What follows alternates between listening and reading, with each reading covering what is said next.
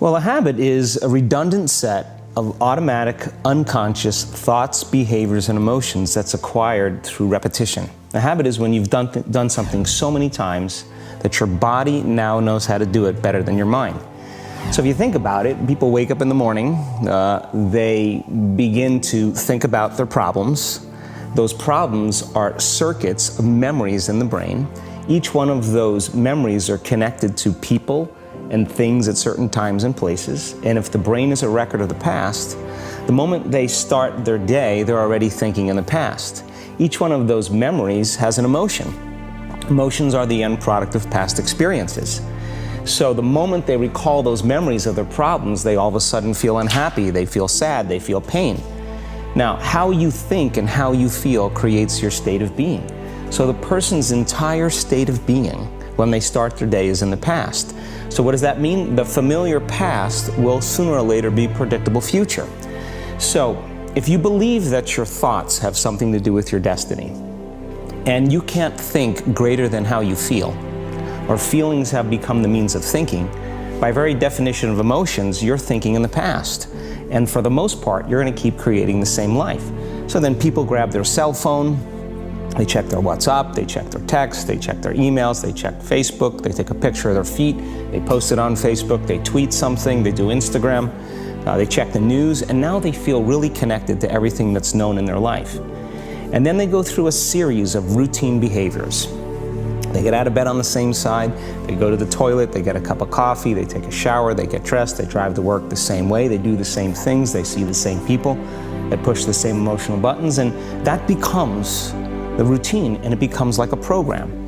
So now they've lost their free will to a program, and there's no unseen hand doing it to them. So when it comes time to change, the redundancy of that cycle becomes a subconscious program. So now 95% of who we are by the time we're 35 years old is a memorized set of behaviors, emotional reactions, unconscious habits, hardwired attitudes, beliefs, and perceptions that function like a computer program. So then a person can say with their 5% of their conscious mind, I want to be healthy, I want to be happy, I want to be free.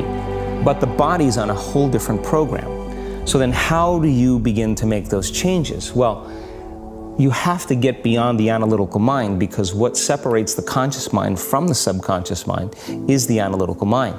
And that's where meditation comes in, because you can teach people through practice how to change their brainwaves, slow them down. And when they do that properly, they do enter the operating system where they can begin to make some really important changes. So most people then wait for crisis or trauma or disease or diagnosis. They wait for loss, some tragedy to make up their mind to change. And my message is, why wait? And you can learn and change in a state of pain and suffering, or you can learn and change in a state of joy and inspiration. And I think right now, the cool thing is that people are waking up. That's really interesting, and where I found the deepest hooks into how powerful this can be for somebody is when you talk about trauma, and you've talked about how people experience a traumatic event, but they then basically rehearse it, and how that then has this knock-on effect. So what is that? Why do people find it so hard to get past trauma? The stronger the emotional reaction you have to some experience in your life, the higher the emotional quotient, the more you pay attention to the cause. And the moment the brain puts all of its attention on the cause, it takes a snapshot, and that's called a memory. So long-term memories are created from very highly emotional experiences. So what happens then is that people think neurologically within the circuitry of that experience, and they feel chemically within the boundaries of those emotions. And so when you have an emotional reaction to someone or something, most people think that they can't control their emotional reaction. Well, it turns out if you allow that emotional reaction, it's called a refractory period, to last for hours or days, that's called a mood. I say to someone, hey, well, what's up? You say, I'm in a mood. Well, why are you in a mood? Well, I had this thing happen to me 5 days ago, and I'm having one long emotional reaction. If you keep that same emotional reaction going on for weeks or months, that's called temperament. Why is he so bitter? I don't know, let's ask him. Why is he so bitter? Why are you bitter? Well, I had this thing happen to me 9 months ago. And if you keep that same emotional reaction going on for years on end, that's called a personality trait.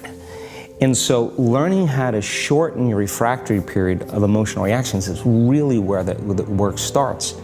So then people, when they have an event, what they do is they keep recalling the event because the emotions of stress hormones, the survival emotions, are saying pay attention to what happened because you want to be prepared if it happens again. Turns out most people spend 70% of their life living in survival and living in stress. So they're always anticipating the worst case scenario based on a past experience. And they're literally, out of the infinite potentials in the quantum field, they're selecting the worst possible outcome and they're beginning to emotionally embrace it with fear. And they're conditioning their body into a state of fear. Do that enough times, body has a panic attack without you. You can't even predict it because it's programmed subconsciously. So then you say to the person, why are you this way? And they'll say, I am this way because of this event that happened to me 15 or 20 years ago. And what that means from a biological standpoint is that they haven't been able to change since that event. So then the emotions from the experience tend to give the body and the brain a rush of energy. So people become addicted to the rush of those emotions, and they use the problems and conditions in their life to reaffirm their limitation, so at least they can feel something. So now when it comes time to change, you say to the person, why are you this way? Well, every time they recall the event, they're producing the same chemistry in their brain and body as if the event is occurring, firing and wiring the same circuits and sending the same emotional signature to the body. Well, what's the relevance behind that? Well, your body is the unconscious mind. It doesn't know the difference between the experience that's creating the emotion and the emotion that you're creating by thought alone. So the body's believing it's living in the same past experience 24 hours a day, 7 days a week, 365 days a year. And so then when those emotions influence certain thoughts, and they do, and then those thoughts create the same emotions, and those same emotions influence the same thoughts, now the entire person's state of being is in the past. So then the hardest part about change is not making the same choices you did the day before, period. And the moment you decide to make a different choice, get ready because it's going to feel uncomfortable. The bigger thing is that we keep firing and wiring those circuits, they become more hardwired. So you have a thought and then the program runs. But it's the emotion that follows the thought. If you have a fearful thought, you're going to feel anxiety. The moment you feel anxiety, your brain's checking in with your body and saying, yeah, you're pretty anxious. So then you start thinking more corresponding thoughts equal to how you feel. Well, the redundancy of that cycle conditions the body to become the mind. So now, when it comes time to change, the person steps into that river of change and they make a different choice, and all of a sudden, they don't feel the same way. So the body says, well, you've been doing this for 35 years. You're going to just stop suffering and stop feeling guilty and stop feeling shameful, and you're not going to complain or blame or make excuses or feel sorry for yourself. Well, the body's in the unknown. So the body says, I want to return back to familiar territory. So the body starts influencing the mind, and it says, start tomorrow. You're too much like your mother. You'll never change. This isn't going to work for you. This doesn't feel right. And so if you respond to that thought as if it's true, that same thought will lead to the same choice, which will lead to the same behavior, which will create the same experience, which will produce the same emotion. I want to talk about that notion of, give me a little more detail on what you mean by the body becomes the mind or the unconscious mind. What do you mean by that exactly? Well, those are two different things. Your body is your unconscious mind. In a sense, if you're sitting down and you start thinking about some future worst case scenario that you're conjuring up in your mind, and you begin to feel the emotion of that event, your body doesn't know the difference between the event that's taking place in your world, outer world, and what you're creating by emotion or thought alone. So most people then, they're constantly reaffirming their emotional states. So when it comes time to give up that emotion, they can say, I really want to do it. But really the body is stronger than the mind because it's been conditioned that way. So the servant now has become the master. And the person all of a sudden, once they step into that unknown, they'd rather feel guilt and suffering because at least they can predict it. Being in the unknown is a scary place for most people because the unknown is uncertain. When people say to me, well, I can't predict my future, I'm in the unknown, and I always say the best way to predict your future is to create it. Not from the known, but from the unknown. What thoughts do you want to fire and wire in your brain? What behaviors do you want to demonstrate in one day? The act of rehearsing them mentally, closing your eyes, and rehearsing the action. The rehearsing the reaction of what you want, or the action? The action of what you want. By closing your eyes and mentally rehearsing some action. If you're truly present, the brain does not know the difference between what you're imaging and what you're experiencing in 3D world. So then you begin to install the neurological hardware in your brain to look like the event has already occurred. Now, your brain is no longer a record of the past. Now it's a map to the future. And if you keep doing it, priming it that way, the hardware becomes a software program. And who knows, you just may start acting like a happy person. And then I think the hardest part is to teach our body emotionally what the future will feel like ahead of the actual experience. So what does that mean? You can't wait for your success to feel empowered. You can't wait for your wealth to feel abundant. You can't wait for your new relationship to feel love, or your healing to feel whole. I mean, that's the old model of reality of cause and effect, waiting for something outside of us to change how we feel inside of us. And when we feel better inside of us, we pay attention to whoever or whatever caused it. But what that means then is that from the Newtonian world is that most people spend their whole life living in lack, waiting for something to change out there. What do you mean the Newtonian world? The Newtonian world is all about the predictable. It's all about predicting a future. But the quantum model of reality is about causing an effect. The moment you start feeling abundant and worthy, you are generating wealth. The moment you're empowered and feel it, you're beginning to step towards your success. The moment you start feeling whole, your healing begins. And when you love yourself and you love all of life, you'll create an equal. And now you're causing an effect. And I think that's the difference between living as a victim in your world, saying, I am this way because of this person or that thing or this experience. They made me think and feel this way. When you switch that around, you become a creator of your world, and you start saying, my thinking and my feeling is changing an outcome in my life. And now that's a whole different game, and we start believing more that we're creators of reality.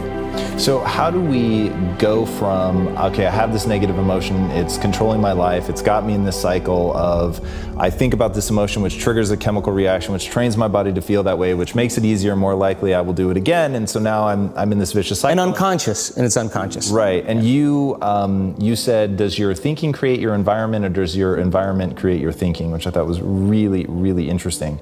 So how do we then go from that, like mechanistically, to begin this visualization process of something that's empowering? It's me in a different state, it's my future self. Is it meditation?